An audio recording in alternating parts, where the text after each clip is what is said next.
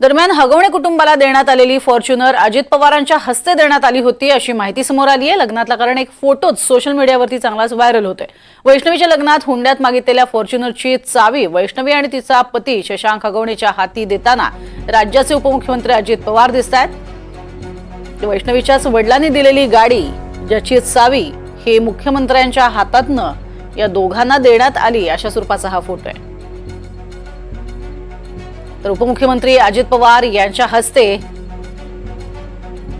ही चावी दिली जाते आणि ती चावी देत असतानाचा फोटो आता चांगलाच व्हायरल होतोय। उपमुख्यमंत्री अजित पवार हे लग्नाला जातीनं उपस्थित होते आणि वैष्णवीच्या वडिलांनी दिलेली ही गाडी होती आणि त्या गाडीची चावी स्वतः उपमुख्यमंत्री अजित पवार यांनी त्यांना देऊ केली।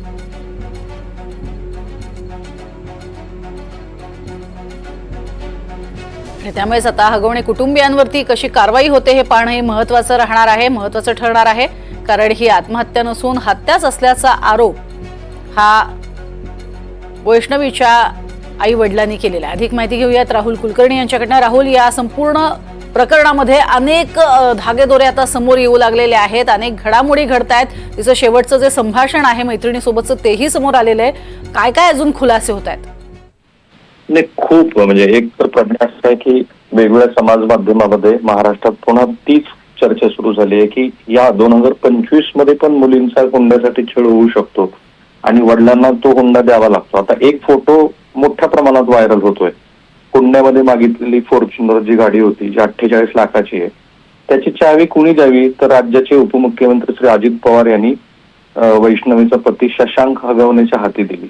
आता ते काय अजित पवारांनी सांगितलं नसणार की हुंडा तुम्ही द्या म्हणून, परंतु सार्वजनिक जीवनामध्ये जेव्हा नेतेच अशा पद्धतीने चाव्या देतात तेव्हा ते योग्य आहे का असं आता विचारलं जात आहे। तेव्हा कोणी ते विचारलं नसतं, कारण वैष्णवीच्या वडिलांनी सुद्धा 48 लाखाची फॉर्च्युनर, 55 लाखाचं सोनं, जवळपास 28 लाखाची चांदी आणि लग्न करून म्हणजे जवळपास 2 कोटी रुपये खर्च करून अत्यंत मोठ्या प्रमाणामध्ये ते लग्न केलं होतं। आज काय झालं तर दुर्दैवाने तो हव्यास हगवणे कुटुंबाला इतका होता की त्यांनी वैष्णवीचा जीवच घेतला। आता जे पोस्टमॉर्टमचे रिपोर्ट्स आहेत प्रज्ञा, ते सरळ सरळ दाखवत आहेत की त्याच्यामध्ये तिच्या आत्महत्या नसून तिला प्रचंड प्रमाणामध्ये मारहाण करून कदाचित तिचा जीव घेतला गेला असावा। कारण 2 डॉक्टरांनी जे पोस्टमॉर्टमच्या रिपोर्ट्स मध्ये म्हटलंय त्याच्यानुसार तर तिचा गळा आवळून मृत्यू झालेला आहे। आता गळा आवळून मृत्यू होतो आणि आत्महत्या वेळेची स्थिती पूर्णपणे वेगळी असते। तर प्रथम दर्शनी असं वाटतं आहे की जे कायद्याचे जाणकार आहेत की हा खून असण्याची अधिक शक्यता आहे। आता याच्यामध्ये काल आपण जेव्हा तिच्या घरी गेलो तेव्हा तिच्या आई वडिलांनी तर खूपच वेगवेगळ्या गोष्टी आणि ज्या अक्षरशः अंगावरती काटा येतील अशा सांगितल्या की त्यांनी पाय पण धरले अनेक वेळेला ह्या हगवणे कुटुंबाचे की मुलीला तुम्ही त्रास देऊ नका, पण त्यांनी ऐकलं नाही। त्याच्यात त्यांची थोरली सून म्हणजे ते एक तर जुळे आहेत, शशांक आणि त्याचा दुसरा जो भाऊ आहे तो जुळे आहेत, तिने तर पोलिसांमध्ये आधीच तक्रार दाखल केली होती। म्हणजे हगवणे कुटुंबाची मानसिकता काय आहे ते लक्षात येतं। तिलाही अशीच मारहाण होत होती वैष्णवी सारखी, आणि प्रज्ञा एकाच घरामध्ये राहून दोन्ही जावांना एकमेकांशी बोलू पण दिलं जात नव्हतं। म्हणजे 1.5-2 वर्ष ती आपल्या जावेला बोललेली नव्हती। तर ती काल इथे आली होती, तिचाही नवरा फरार आहे या प्रकरणामध्ये। आता अजित पवारांचा संदर्भ इथे असा येतोय की कायम राष्ट्रवादी काँग्रेसबद्दल आणि आता तर सगळ्याच राजकीय पक्षाबद्दल असं म्हटलं जातं की गुंडापुंडांना पोचणारे राजकीय पक्ष आहेत। हगवणेंच्या संदर्भामध्ये पण त्यांचं एकूण वर्तन, आता त्यांनी वैष्णवीचं लग्न लावून द्यायला तयार नव्हते तिचे वडील, तर बंदुकीचा धाक दाखवून तिच्यावर लग्न केलं असं आता लक्षात येत आहे। त्याबरोबरच काल तिचे छोटं 10 महिन्याचं बाळ आहे ते आणण्यासाठी जेव्हा हे कसपटे कुटुंबातले सदस्य गेले तेव्हा त्यांना बंदुकीचा धाक दाखवला। हे का होतं तर याला राजकीय पाठबळ आहे अशी चर्चा असते, आणि पुण्यात तर किती लोकांकडे बंदुका आहेत अधिकृत आणि अनधिकृत, तर अशी एकदा स्वतंत्र यादीच काढून त्याच्यावरती कारवाई करावी लागतील। आता जी चर्चा होते ती श्री अजित पवार यांच्या भूमिकेची की जर तो फोटो स्क्रीनवर असेल आता आपल्या, तर त्यांनी स्वहस्ते फॉर्च्युनरच्या गाडीची चावी दिली आणि ते तिथे म्हणाले पण होते की यांनी तुम्हाला गाडी मागितली का तुम्ही स्वतः होऊन दिली। असं सार्वजनिक जीवनामध्ये वागणारे नेते एवढ्या मोठ्या प्रमाणात ज्यांचं राजकीय कारकीर्द आहे ते अशा चाव्या गाड्याच्या द्यायला लागल्यानंतर जो संदेश जातो तो काय असतो ते आता आपण बघतो आहोत। आणि दुर्दैवाने या सगळ्यामध्ये वैष्णवी आज आपल्यात नाहीये। नाही, पण राहुल, सगळ्यात मोठा प्रश्न हाच त्यामुळे उपस्थित होतोय की कारवाई होणार ती अर्थातच पारदर्शी होणार का?